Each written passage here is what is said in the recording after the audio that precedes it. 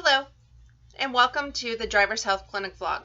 Today we are coming to you from Wildwood, Florida, and we are in the Travel America, conveniently located off of Highway 75, right at the 329 exit, which is Highway 44. You can come visit us for any of your DOT needs, needing a physical, drug and alcohol testing. We provide all those services. We also provide chiropractic services and nutrition services.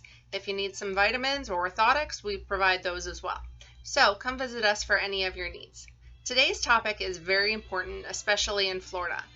We're talking about hydration, dehydration, heat stroke, so heat exhaustion, and how to prevent getting all the way to heat stroke.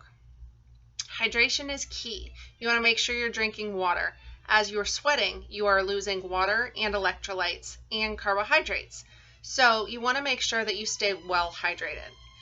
Signs of dehydration and then moving into heat stroke range anywhere from all the way to unconsciousness, which obviously is very serious and needs a medical emergency.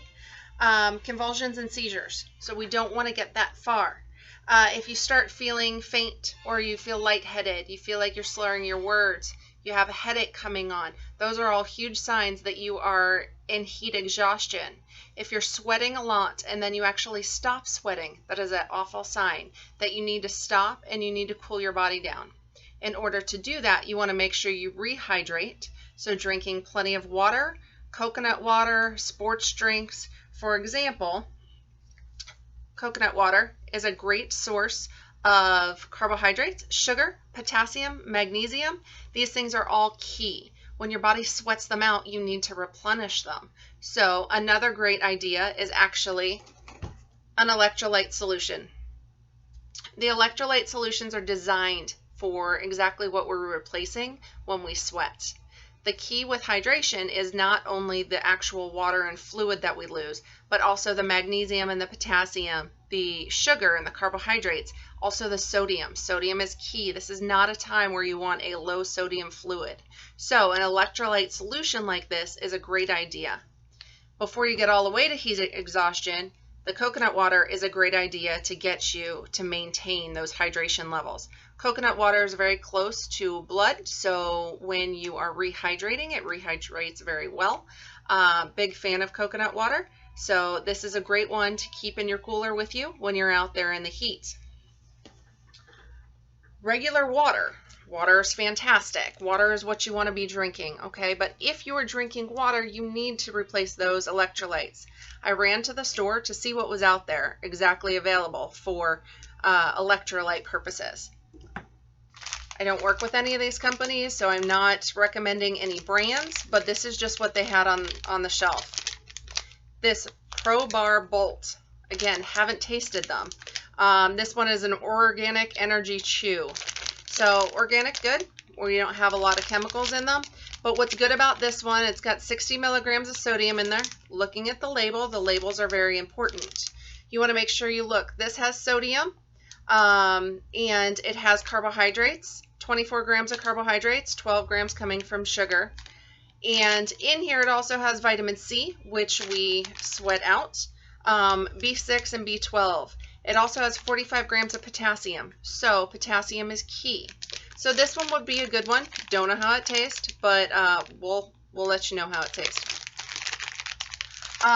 These were another one that I found on the store shelf today, and they claim that they have carbohydrates to fuel your body, electrolytes, sodium and potassium for vital maintaining fluid balance, B1, 2, and 3 to help burn carbohydrates and fat, and then vitamin C to protect muscles and cells against oxidative damages. I imagine they taste pretty good. They're from Jelly Belly. They had 2 different types of sports beans. So again, drink all your water, but if you don't have something to throw in the water that has electrolytes, this would be a good route to go. Also, while you're out there, I know you may not feel hungry, but you need to make sure that you're getting food. So again, not brand specific, but this is a fuel bar. It's got protein in it, it's got sugar in it. They also do put electrolytes in it because this is actually a Gatorade one. Great to make sure that you're staying with protein and carbohydrates in your system. So make sure that you fuel your body when you're doing it. There are water additives that have electrolytes in them. So I've never tasted this one, but this one has magnesium, zinc, sodium, and potassium in it. Those are the keys that you want to make sure that you're rehydrating. If you are sweating it all out, you need to replenish it. The reason is, as we sweat out the magnesium and the potassium, the calcium, those all are the things that are going to cause those muscle cramps. Muscle cramps are huge, and you want to make sure that you are not experiencing any of those signs of dehydration. Muscle cramping is one of the first ones that we experience. All natural things like blueberries. Blueberries are a great source of natural sugar. They also have great electrolytes in them. Blueberries are a fantastic snack beforehand. A key of making sure that you are not going to end up dehydrated is starting off with good hydration to begin with. So if you know that tomorrow you've got a job that's going to be outside, you're going to do a lot of sweating, make sure this evening you drink a lot of water and a lot of fluids that have electrolytes in them. Kind of like preparing for a race. If you hear a runner, they pre-prepare for a race. They have good hydration throughout, and then during, they make sure they hydrate with electrolytes so that they don't have any of those feelings of heat exhaustion. Some other key things is to make sure that your clothing is lightweight, and light color. Heavy, dark clothes actually hold in extra heat. So lightweight clothing that is a light color will also help decrease some of the heat and heat exhaustion. Now, taking care of yourself overall.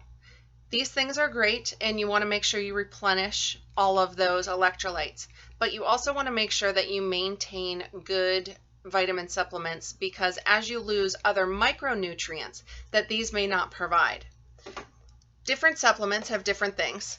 Inside the supplement that I use, we have a multivitamin, we have fish oil, vitamin D, and magnesium. This is daily, okay? Or you could go the liquid route, and this has a lot of micronutrients as well. It's got copper, it's got molybdenum, it's got magnesium, manganese, those other things that you are also sweating out that you're not going to find being able to just replace right then and there. So a daily vitamin is going to help you replenish all of those things that you are sweating out during dehydration. Now, the actual definition of a heat stroke is your body going over 104 degrees and not being able to come back down. This is a medical emergency. At that point, you need to call 911 and you need to get to a hospital. At this point, a lot of patients aren't able to drink fluids and replenish themselves. They may need an IV to replenish their fluids. This is very dangerous, and you need to make sure that you get help instantly. Hopefully, I've given you some ideas on how to get hydrated, stay hydrated, maintain good electrolytes, and keep yourself out of trouble. If you have any questions, or if there's ever anything I can do for you, both on the DOT side, chiropractic side, nutrition side, please think to give the Drivers Health Clinic a call. We can be found at drivershealthclinic.com, on Facebook at Drivers Health Clinic, and our phone number is 352-643-1034. Please give us a call. Thanks, and stay safe out there.